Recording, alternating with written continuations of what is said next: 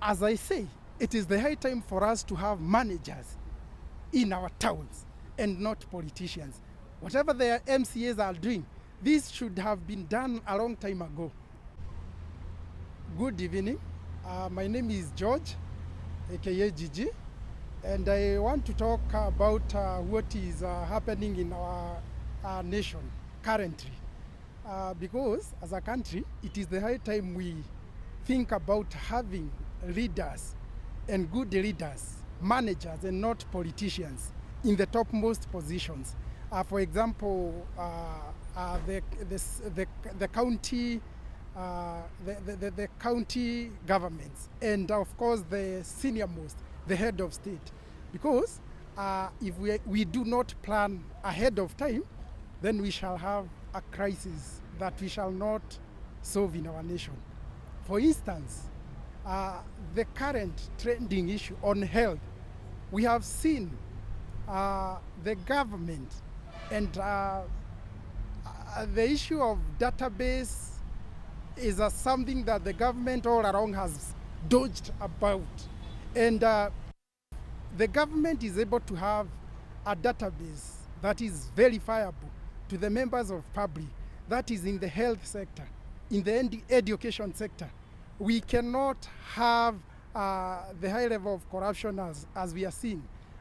But because the government all along has never embraced the issue of having database that can be verified by members of public, that is the reason we are seeing a high level of bribery and corruption in the health sector. Some weeks ago, we had the same on education. Amount we cannot tell being sent to ghost schools. The same case is a replica of what happened previously. And in health sector, the same thing is repeating itself. And we can say that it is the high time we have managers and not politicians. A country like Egypt, we have seen a country in Africa, Egypt, for instance, 90% of Egypt is covered by desert. It is a desert. And that means it is not able to support farming. But the unemployment rate in Egypt, it is 13%. That translates that around 87% of people are working, are employed, informal or informal. And comparing the same with Kenya, because Kenya, around 60% of parts in Kenya, they are arable. They can support farming. They can support businesses. But because we do not have managers, we only have politicians, our country is sinking. And it is now the time for us to think about having managers and not politicians. Because if we do not plan ahead of us, we shall have something that we shall not an uprising. For instance, whatever happens a few days or a few months ago, the issue of young people, the government is not able to absorb those young people, those talents, those fresh graduates from school. And I dare say, in the beginning, we had something that was called agrarian revolution. And probably that used to support people across. Then after that, people moved into urban areas and we had industrialization. Because it is time for us to have managers who shall manage our country and not politicians. And nowadays, the issue of industrialization and creation of factories, the government is not able to partner with the genuine members to create industries. And that is not possible. So we need to think around. We have managers thinking around. Because by 2030, we shall have a large number of young people. And mind you, we are not even able to help the great number of young people. And that has been an issue.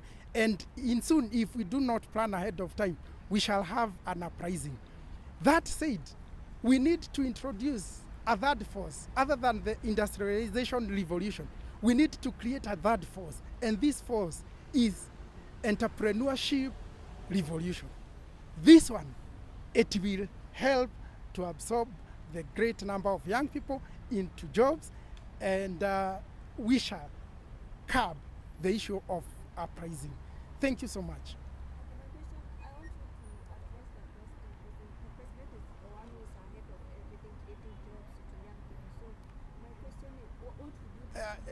I can tell Mr. President, this is the high time. We have database. We work with the database.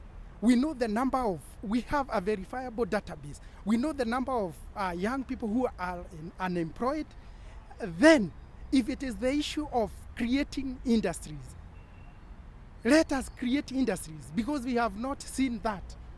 Let us embrace, because like opening a factory, there are people who try opening factories, and the point they are starting that project is a dead on arrival because requirements that are needed in the city halls and all those regulations, they are unable to meet them. So the only thing I can advise, Mr. President, is that we support this thing we are calling entrepreneurship revolution, whereby we shall support the young people by ensuring they have good conducive environment, by ensuring that the requirements needed for them to start up for SME,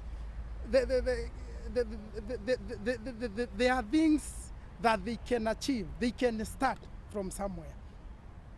Do you support what the MCAs are terming as Nairobi MCAs, because they want to get rid of Governor Sakaja? In your terms, somehow, from what you see and the way the town is, do you support? As I say, it is the high time for us to have managers in our towns and not politicians. Whatever the MCAs are doing, this should have been done a long time ago, because we need to have a better country, a better nation, a better city. This is the habitat for every tourist who is coming. This is the capital city.